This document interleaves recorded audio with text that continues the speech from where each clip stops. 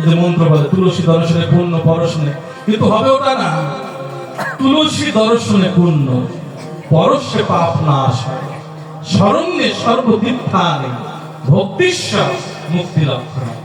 মানে তুলসী গাছ দর্শন করলে পূর্ণ হয়, স্পর্শ করলে পাপ নাশ হয়, শরণ্যে স্মরণ করলে সর্বতীর্থের ফল লাভ হয়, ভক্তি করলে মোক্ষ লাভ প্রাপ্ত হয়। দেখেন, আপনি কোনোদিন হরিনাম করেন কিন্তু ভগবান আপনাকে ফাঁকি দিচ্ছেন। আপনার সেই নিদানের সময় মৃত্যু ব্যক্তিকে ললাটে তিলক করিয়ে হরে কৃষ্ণ লিখে দিচ্ছে। এই জন্য শুধু ভক্ত সজ্জন আপনাদের কাছে একটা অনুরোধ, আপনারা আজ থেকে শুরু করুন। কাল করে রাজা কাল করতে করতে রাবণ কিন্তু স্বর্গে সিঁড়ি করতে পারেন। হ্যাঁ, আজ থেকে শুরু করবেন। কাল আপনার জীবনে সূর্য আর নাও আসতে পারে।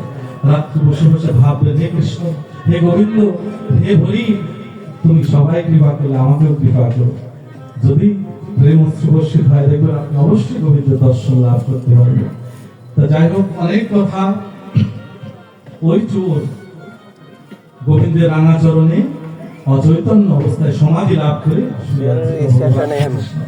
মাথায় হাত দিয়ে আশীর্বাদ করে বললেন, এই সকাল হয়ে গেছে, এখন যদি স্বর্ণ অলঙ্কার তুই বাড়ি নিয়ে যাস, রাস্তাতে যাস, অনেকে ধরতে পারবে।